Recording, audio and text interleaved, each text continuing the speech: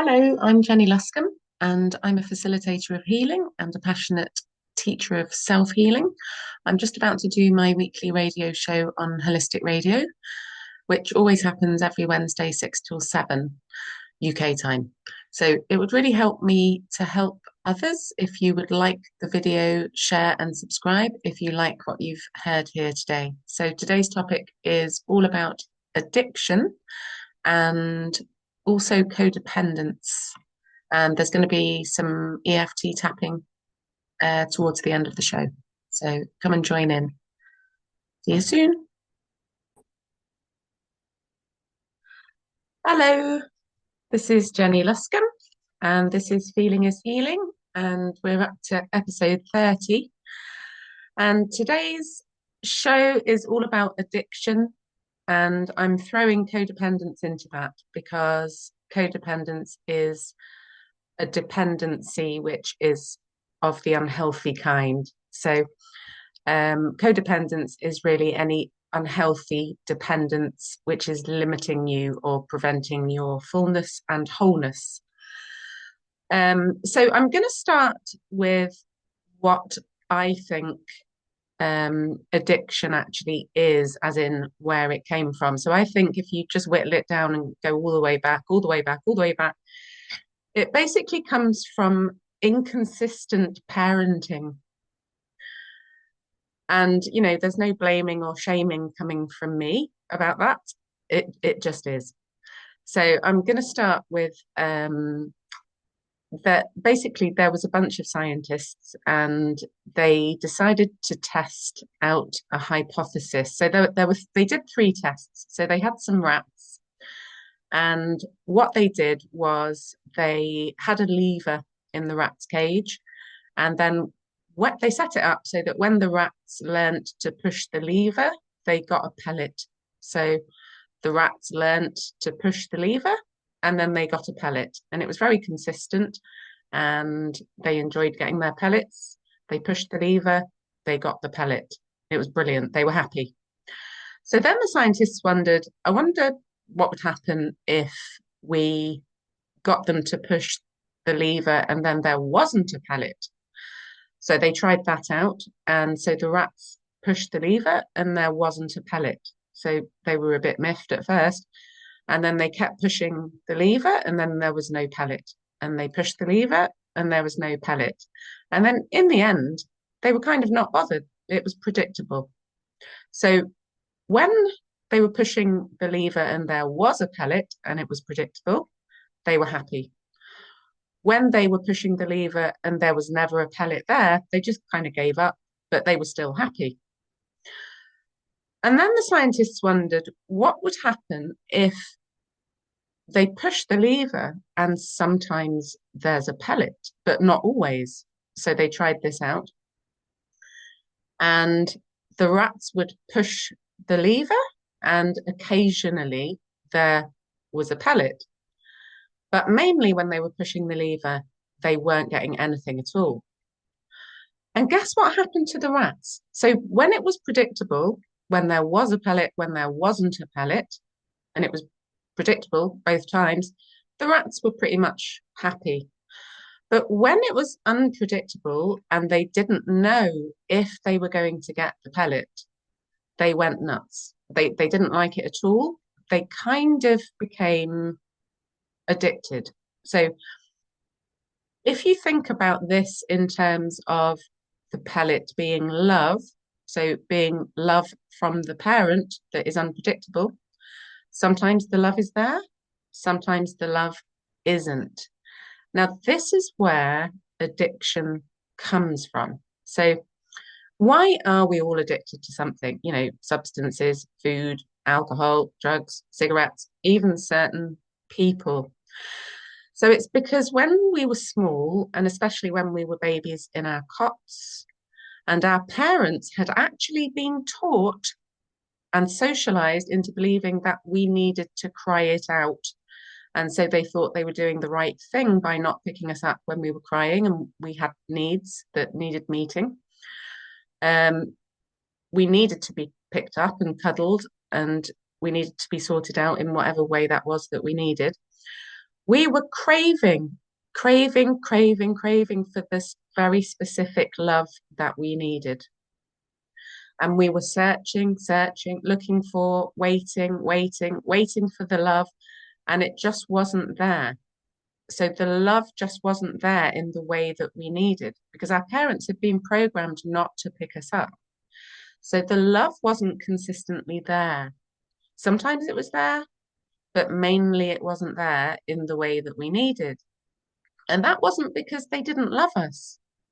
It's because when they were kids, they didn't get the love that they specifically needed. And we haven't cracked parenting yet. Like we're still evolving as a species and we're still listening to really bad advice, unfortunately. So what happened to us is that we got stuck in this craving for the love, and it just wasn't there, and it kept us hooked. So if you think about the slot machines in Blackpool, you think you could win the jackpot, and you keep putting money in, you keep putting money in, you keep believing that it's possible that you might be the one that wins the jackpot. You might get like a couple of quid if you're lucky.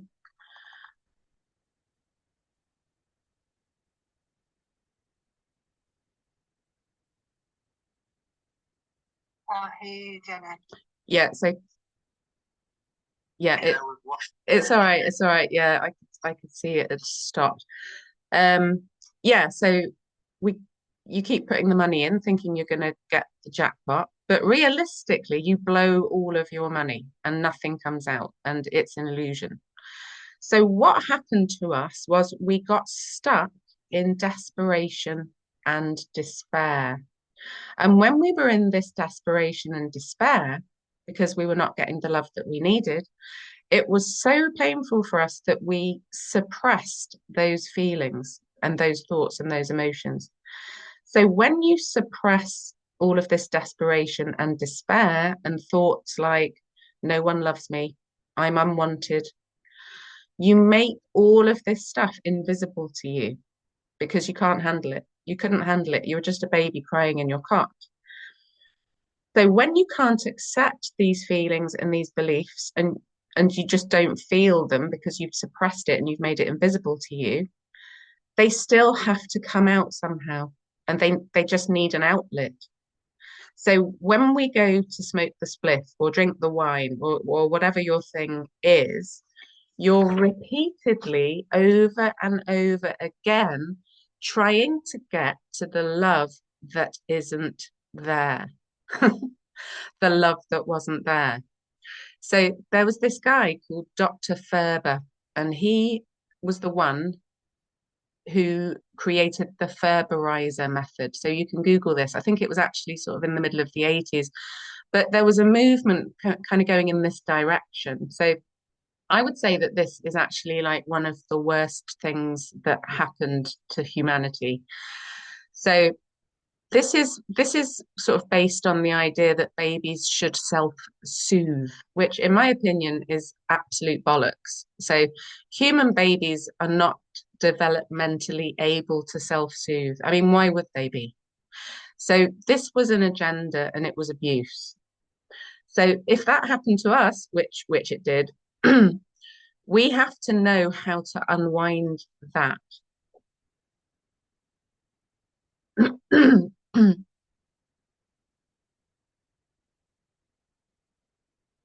Yep, I'm back in the room. Yeah, so we have to know how to unwind that. So a bit later on in the show, I'm going to show you some tapping. So basically, it wasn't our parents' fault. We might feel the blame, we might feel that, we want to shame them, they should have done better, but actually their parents didn't, and their parents before that didn't. So what do we have to do? Because here we are. We have to reprogram ourselves to accept that the love wasn't there. Now, this is hard to do. So the love wasn't there in the way we specifically needed because we were just born in that time where Dr. Ferber had done all of this interfering and had brainwashed our parents to be separated from us when we needed them the most. We were literally babies in our cots. And probably most of us listening to this also did it to our kids. So this is a horror show, and we're all addicted to something. So, in my opinion, all suffering on planet Earth is caused by not what happened to us, not the deep, dark traumas, but resistance to the emotion of that. So you're resistant to the desperation and despair about feeling unwanted and unloved, about what you made it mean that they didn't pick you up when you were crying, you not wanting to feel the pain of that emotion is the reason that you have your addiction. The reason in capital letters. The resistance to the desperation and despair is the reason that you're smoking or drinking or whatever it is that you're doing that you wish you weren't. So, what we have to do is find somewhere quiet and private. And with having gained this knowledge and wisdom, we have to sit with the pain of that little version of us looking for the love that wasn't there, looking, waiting, searching, craving. So think about that exact feeling that you have when you want to eat the cake, when you want to smoke the spliffs or drink the alcohol. So when you don't have any cake, spliffs, or alcohol, and you just have to have the thing, and you have to have the thing, you have to have the love, you've got to get to the experience. I'm back again.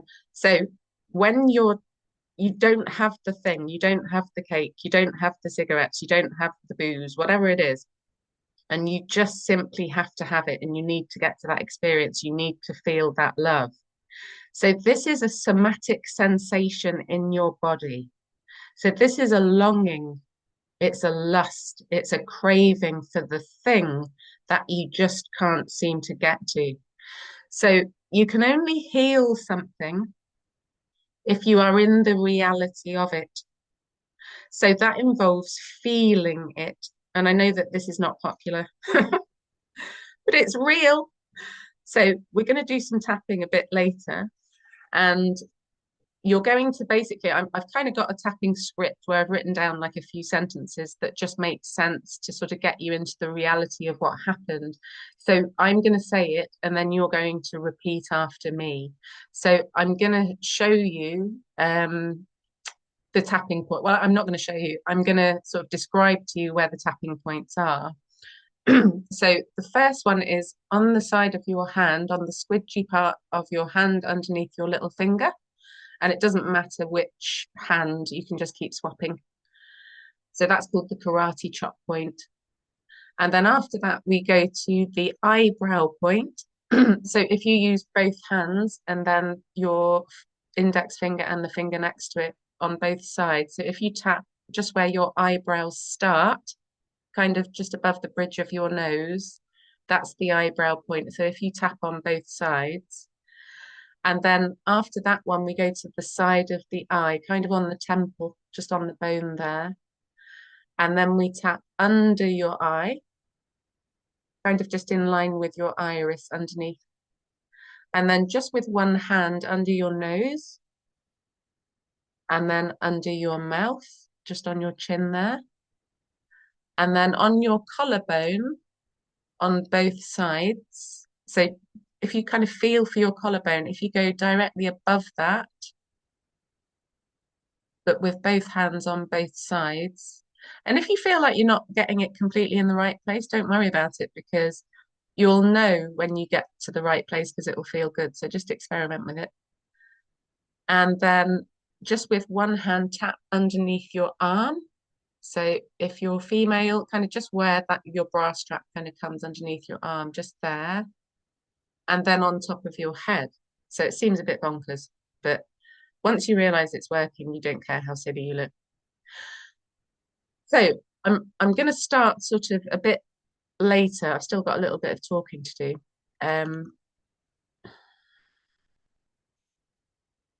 I'm back again. So I think before we start to tap through the points, just tap right in the center of your chest just while you're listening, because this is quite triggering, you know. So the tapping itself, it helps you think and it helps you learn, and it helps you surface subconscious information. So when I say subconscious information, in this circumstance, it will be the desperation and despair and any other feelings and thoughts and emotions, beliefs. I'm not good enough. They don't love me. I'm doing something wrong. Whatever that is will surface. And so this is trapped emotion, limiting beliefs, suppressed memory. Tapping helps you to join the dots. It helps you to complete a circuit. It helps you to get the full picture instead of the story that you made up as a child that wasn't actually true. It leads you to realizations and epiphanies. So once you start to process your emotion and you're in it, you're feeling it and it's intense, that's when you start to receive information. And some people sort of say, oh, it's like when you get the answer to a maths equation, or it's like when you're searching for your keys and then you suddenly find them. It's like that, oh, kind of feeling.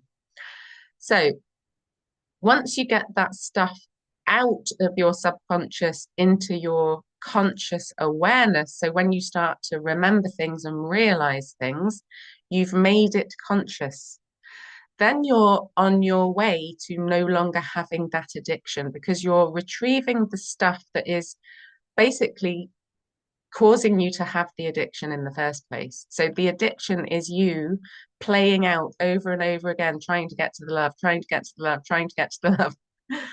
So you will incrementally, if you do this often enough, and it is a process, you will kind of get closer and closer to not needing to have the addiction because it's only there because you suppress the pain. So once you get that pain out and you feel it, your body will start to repattern and then you will land in the truth of what's going on.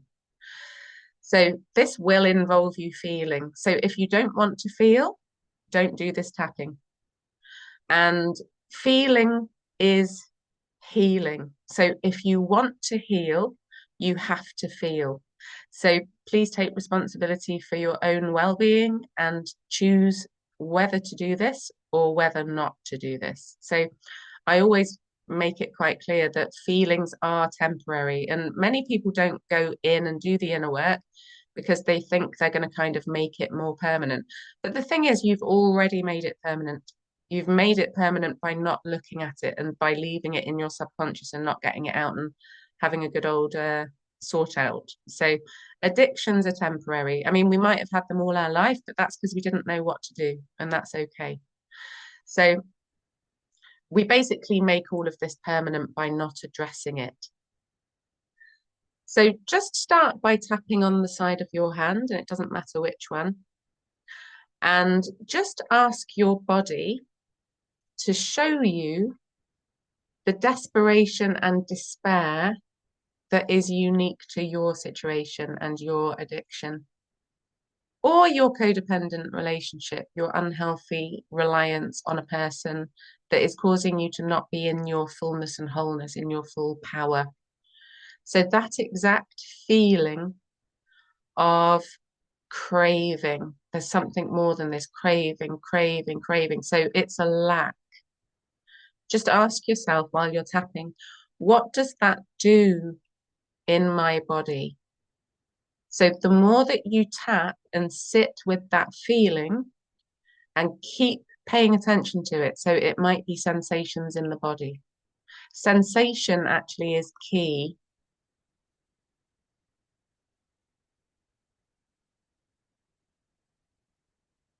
I'm back again. So sensation is the key to this because this is your body talking to you. So this is about learning your body's language, learning to listen. So we're not tapping here to try and make the thing go away. We're tapping because we want to meet it. We're tapping because we want to see it and we want to hear it and we want to feel it and we want to sense it. So just ask your body, what is this in my body when I need a cigarette or when I need a drink, when I need a cake, when I need the thing and I can't have it. Maybe I'm in a place where I can't do that, or I haven't got the money, or maybe I'm trying to stop and I'm getting withdrawal symptoms. So that exact feeling of withdrawal, that feeling of I can't get to that emotion, I can't get to that sense of completion, that sense of love. So just tune into what that is for you and just notice. So we're not trying to make anything go away. We're just trying to see what's there. So if it's a sensation, it might feel like a pain in some part of your body. It might feel like movement, kind of like a whirlwind, or it might feel like an ache. It might feel like a heaviness. It might feel surreal and abstract. There might not be words for it. So as we go through, I mean, I would recommend like keep listening on the replay and keep going back to this. Um, so as we go through this, it might intensify. The feeling might intensify. Just keep watching it and know that this is temporary. And it might need to intensify for you to move this energy. So it might get stronger. So whatever you do, just keep tapping and stay looking at. Yeah, can you remember what I last said?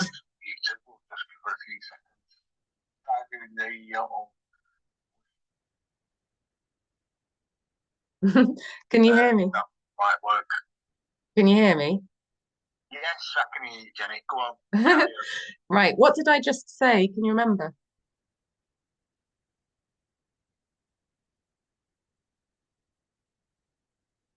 Oh, you've done again. Can you hear me now? Okay. Do you know what I just said? I'm not quite sure where I was up to. No, you literally for the last few, so quite a few seconds, you completely. So go back a minute and recap. Okay, yeah. All right. So we're tapping on the side of our hand, and I would recommend like going back and listening on the replay if there's if it makes sense. So as we go through this, the emotion of focusing on this craving in your body and the sensation itself, it might intensify. And all you've got to do is pay attention to it. So I like to sort of describe this like watching a film. So we're not trying to fix it or change it. We're not trying to make it go away. We want it to present itself in all of its glory. So it's not going to feel good. So the feelings itself, it might make you cry. The sensations might get stronger. Just keep tapping and just stay looking at and noticing the physical sensations of it and the thoughts and the memories that kind of come with it. So any thoughts and memories that come with it when you're tapping, it's not an accident. It will be directly connected to this chain of energy that is causing you to have this addiction. So they will be coming because you're tuned into the sensation. So your body's archive is giving you what's relevant to this. So this is engaging the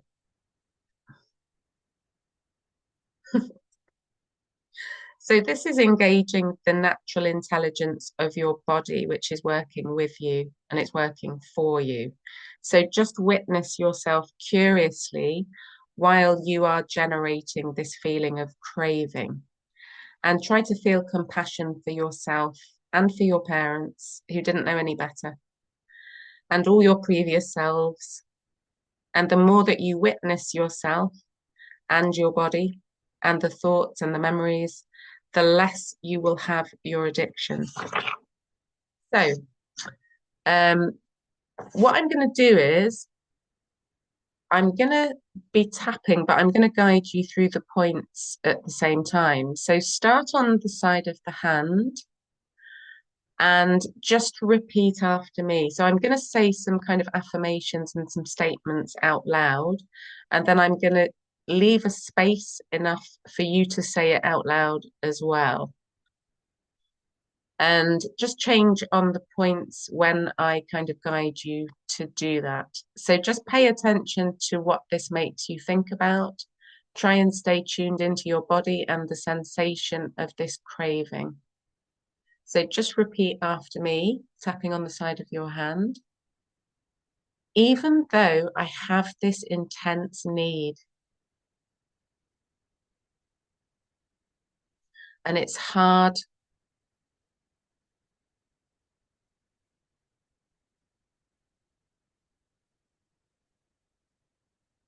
I'm learning and I want to accept myself anyway. Even though I'm starting to understand why, it feels painful and emotional. And I'm learning, and that's okay too. And then on your eyebrow point, I want to feel safe to feel it. I want to feel safe to heal it. And then on the side of your eye, I'm learning to take responsibility for myself. I'm learning about what really happened to me. And then under your eye, I don't have to have everything figured out. It makes sense that something happened to me. Under your nose, it makes sense that some things I really needed didn't happen for me. Under your mouth, my parents were misled. They didn't know how to be. They didn't know what to do. They couldn't give me the love that I needed. On your collarbone, they wanted to, but they couldn't. They wanted to. They wanted to, but they couldn't. Under your arm, they were separated from me by misinformation. They couldn't attune to me.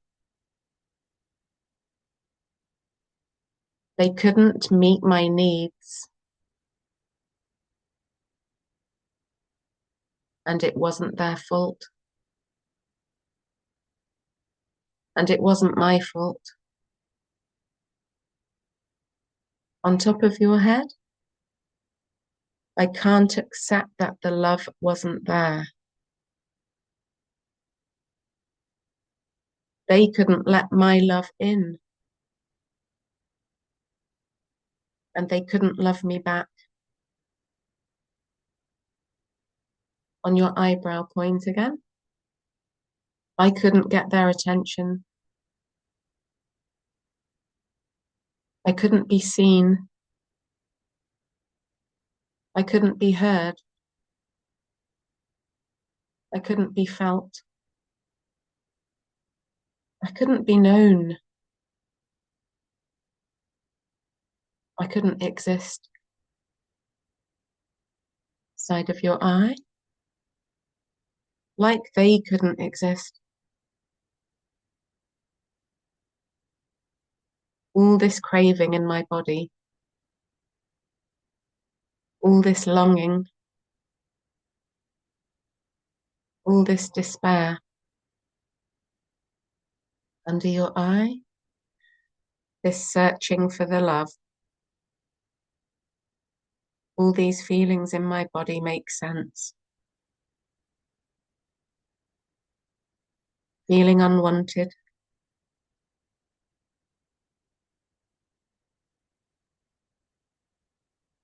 feeling unloved. It just makes sense that that happened. Under your nose, I'm choosing to be with the feelings. I'm watching them with curiosity. I'm choosing to be with myself when I feel like this because no one else was. Under your mouth, I'm learning to accept that the love wasn't there and it wasn't their fault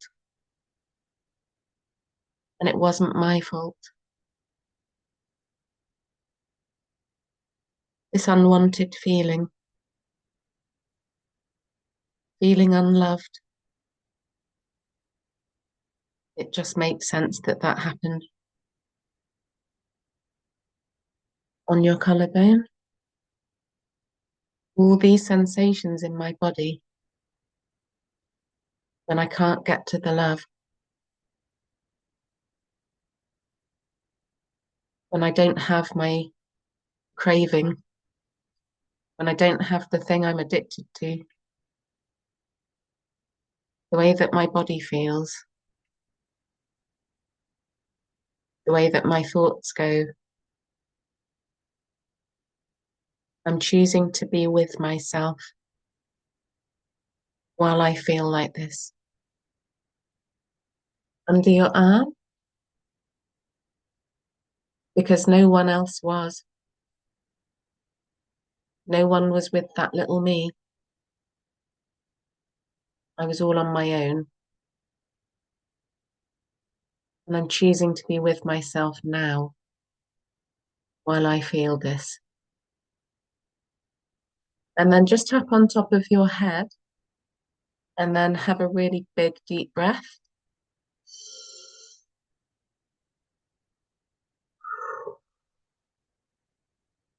And then have another really big, deep breath.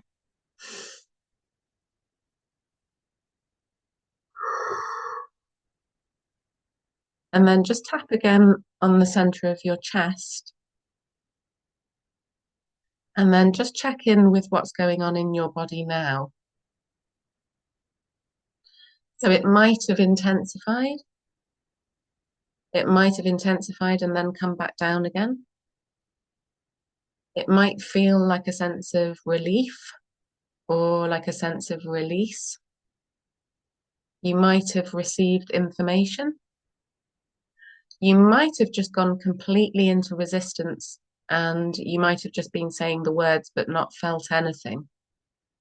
So if it feels like you were kind of stuck in resistance, then that's the place to start. So instead of looking straight at your body, looking at the sensation of the craving, go to the resistance because there's no point tapping if you've got resistance. So, but you can alleviate the resistance and find out about the resistance by focusing on the resistance. So look at the resistance itself and then ask yourself a question, how do I know that I'm in resistance? Maybe it feels like a numbness. So in this circumstance, numbness would probably make sense because numbness is a cover emotion to keep you out of despair. So numbness is often sort of like a hat that you will wear to stop you falling into the bad thing.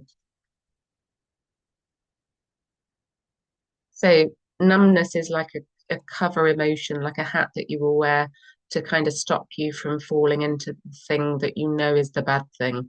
So whatever that is underneath, it will be desperation, despair, like a feeling of giving up, a sense of not being loved, quite a dark thing. If you're feeling numbness, your subconscious mind is using that as a protective layer. So in that circumstance, if you've got that numbness, that's okay. And it just makes sense that you would do that. So it's protecting you from something bad happening. But what you can actually do is talk to the numbness. So you could say to it, Hello. I know you're there. Thank you for protecting me. I think my subconscious mind is putting this numbness here so that I don't have to feel. But you can explain to that numbness as if it was another being. Say to it, you know, part of me feels that it makes sense to protect myself from feeling. But there's a bigger part of me that doesn't want to do that anymore. So can I just not feel numb maybe for 30 seconds and I can dip my toe in? I'll dip my toe into that despair and see if I can handle it. And it's okay to do that.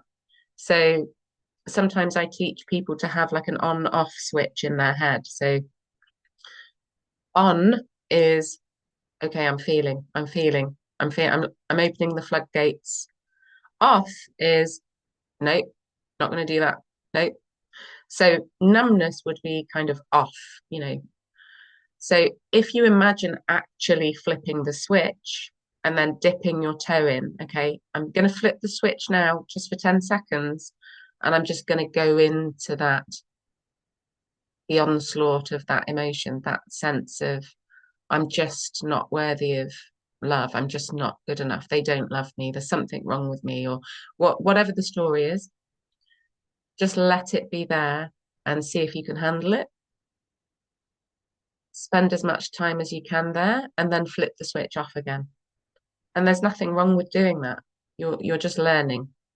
So many of us do have to actually learn to feel for the first time. And I do that with veterans, actually. I work for a charity sometimes that send me veterans, and some of those guys, I mean, they've been trained to be killing machines. And the reason that they joined up, in this military in the first place was because they didn't belong. So they've got like lots of early childhood trauma on top of all the programming you get in the military, and then all the obviously the war trauma.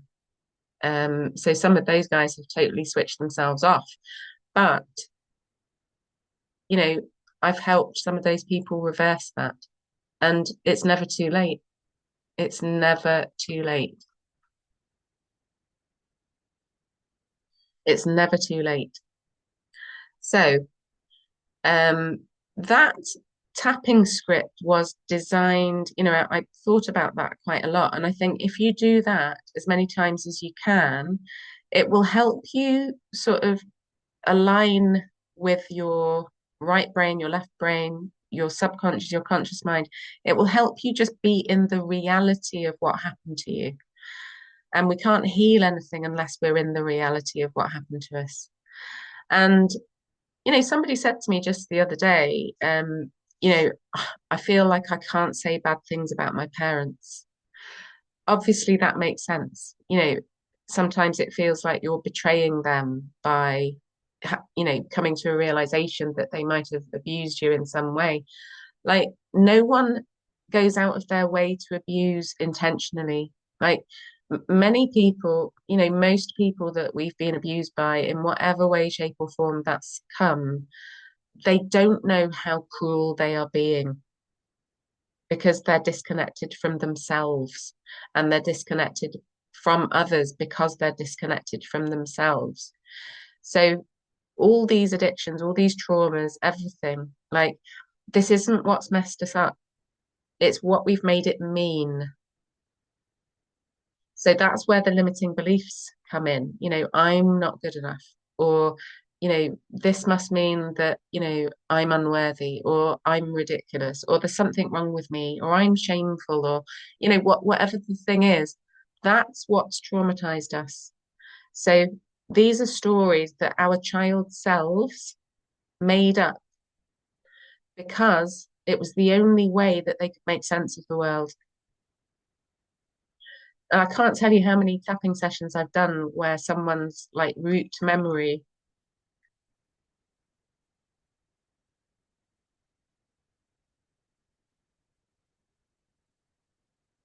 I've done so many tapping sessions where people's root memory is like basically their child self sitting on the stairs, listening while mum and dad are arguing.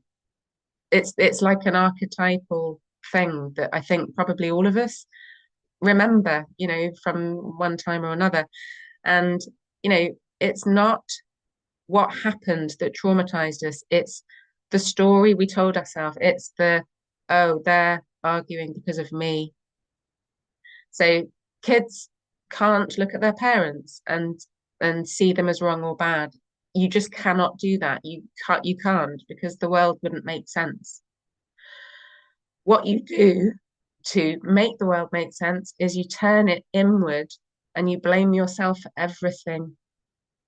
So if we did that, if we blamed ourselves for everything, you have to just come back to reality and see yourself, the 6-year-old, the 5-year-old, the 4-year-old, sitting on the stairs, making it mean something about you.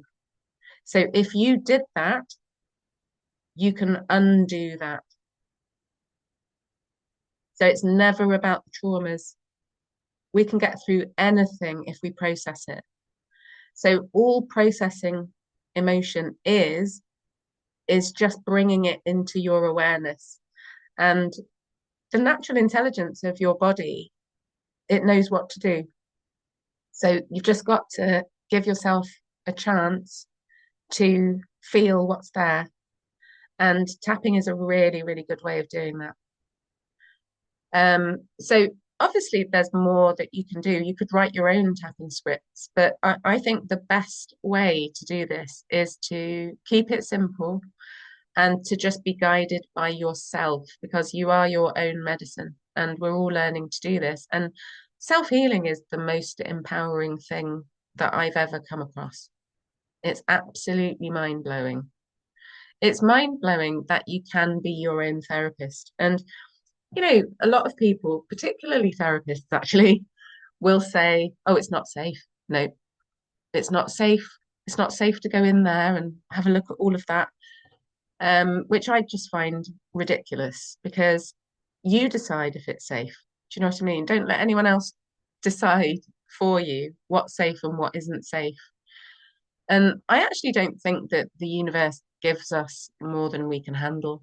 And if we can go in there and have a good old root around and just allow ourselves to be with the former versions of ourselves and to allow ourselves to be human and for us to just make it so that it makes sense that these little versions of us, of course, they decided that there was something wrong with them because mum and dad didn't pick them up when they were crying in the cot.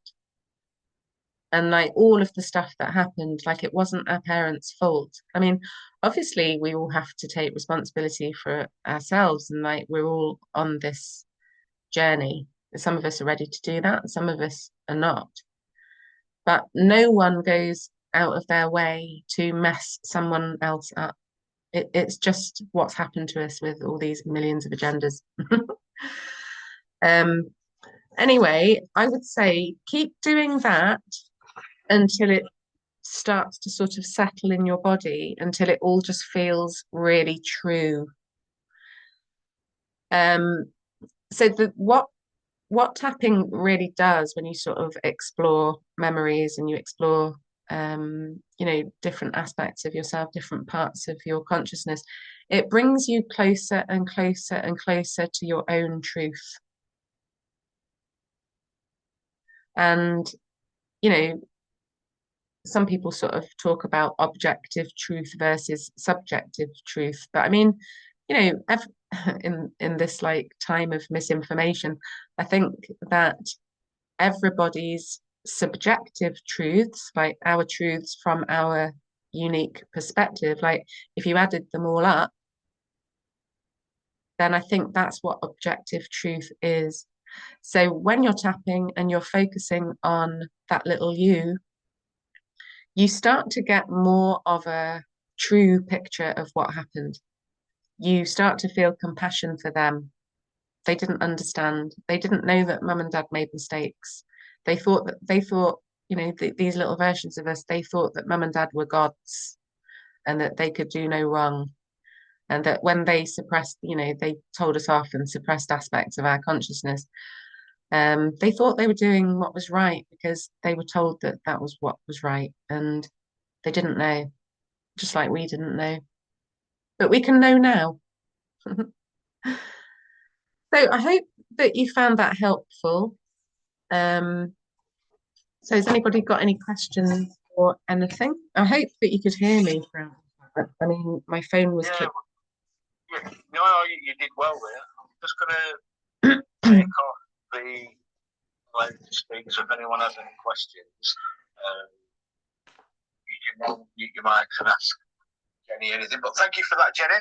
Oh, you're welcome. So we've got a few questions or a few comments from listeners.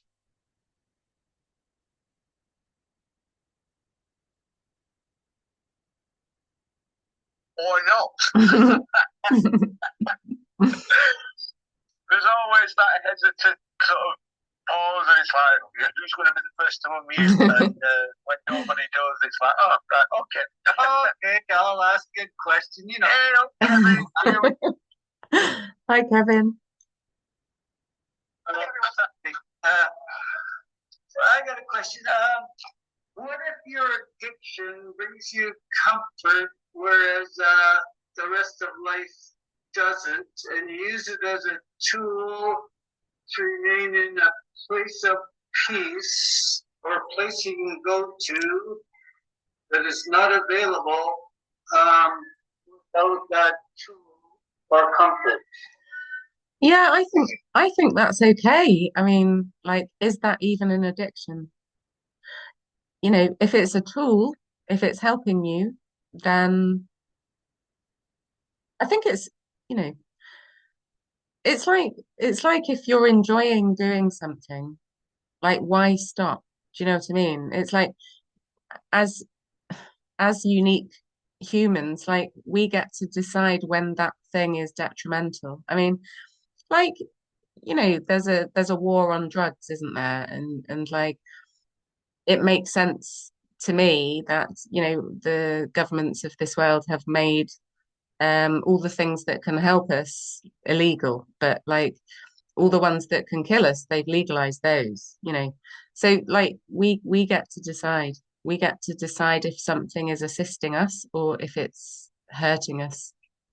Um, but you know, sometimes we can be a bit programmed by what other people think, and you know, other people are not us. So if we find something helpful, useful, um, I don't really see that as an addiction. I think, you know,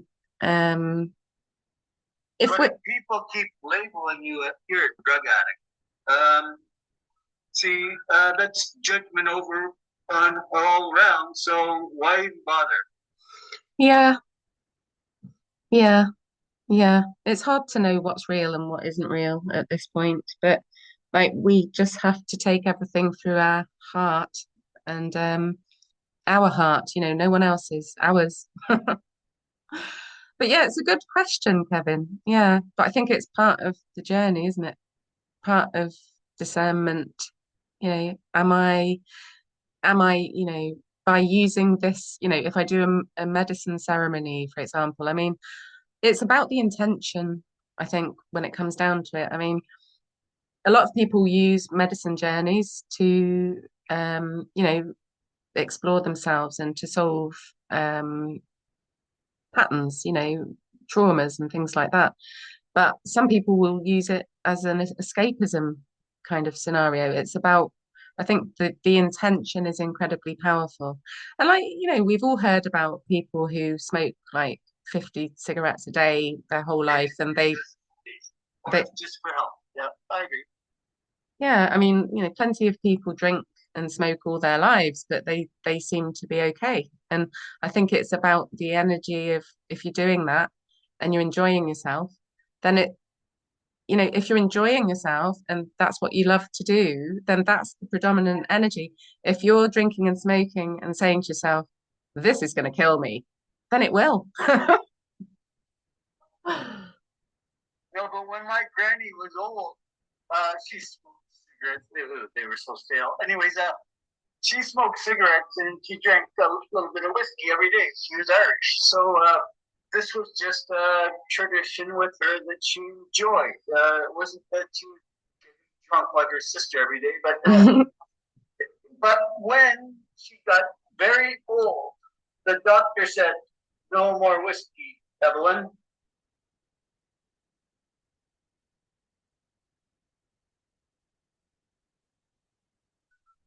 No more whiskey. They won't let me, Kevin. They won't let me. And I said, yes, well, tough. What do you want? Mm-hmm. We got her a bottle of whiskey and sat with her and had a drink with her and a stale cigarette that I enjoy. But she didn't smoke much, so her cigarette pack would last a couple of weeks sometimes. But the thing is, if someone lives into their mid to late 80s, like my grandma did, and even her daughter or anyone else in their family says to her, you cannot have a drink of whiskey. Well, they're not going to get by me. And I'm going to have that bottle of whiskey between me and grandma, and it's going to be in her hands next. So, yeah, my whole family was like that, and now they're a bunch of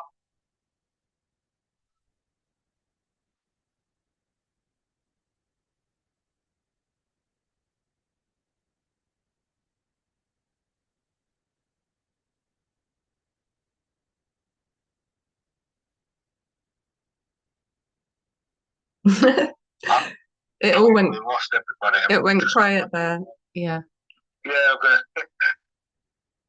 Kevin, have you finished? No, I can't tell when people have stopped talking. The mic says it's muted, and then they're still talking, and then it's unmuted, and they're not talking. So I don't know. But what I'll do, Jenny, I just need the mic when I'm finished. Cool. No, yeah, but Telegram's been playing up today, and when people are muted, they're still talking, and we can hear them. I've noticed that a few times today, so it's a bit, it's confusing. But anyway, Jenny, do you want to just give a few final words, and we'll wrap up the recording, and then we'll have a bit of an after-show chat? Yeah, okay. Oh God. Yeah, that just kicked me off there. Yeah, I think that like if you do have an addiction and it's like driving you nuts and it feels like you're going to have it forever and it feels like there's nothing you can do, then just experiment with intention setting with it.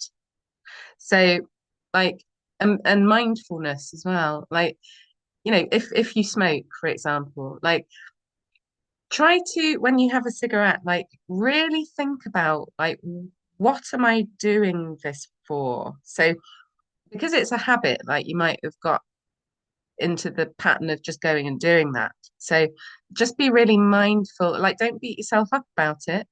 Don't just do it if you want to do it.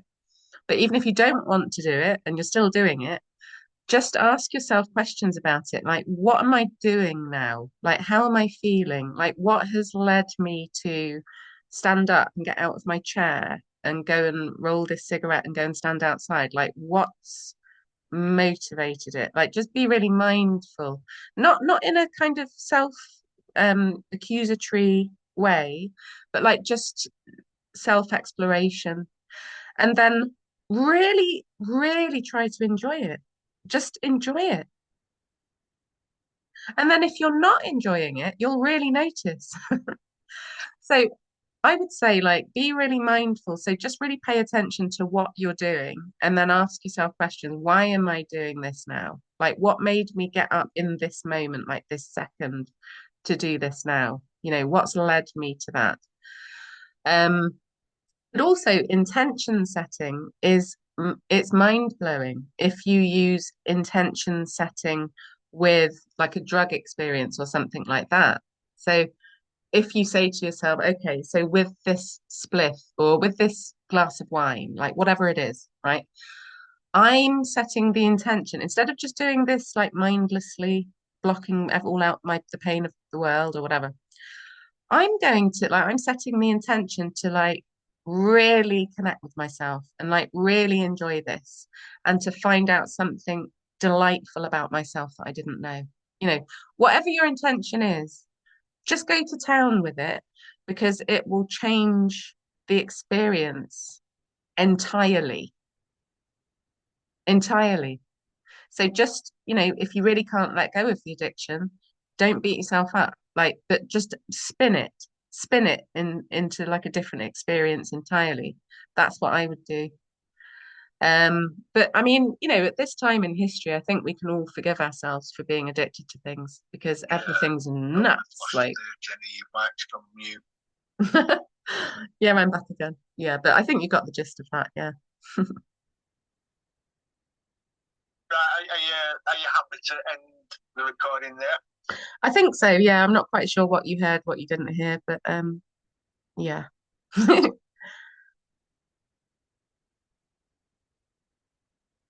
Right, yeah, I've stopped it there. So thank you very much. Always fascinating. And yeah, some of the things that you were talking about, I was sort of trying to relate to my childhood. My parents split up when I was about 4 years old, and I can distinctly remember them arguing one time when I was about 4 between them whilst they were arguing, trying to stop them from arguing. um, yeah, but I never. I've heard over the years. I hear a lot of what you said about child blaming themselves. I never did that. I never, for 1 second, that my parents arguing was my fault.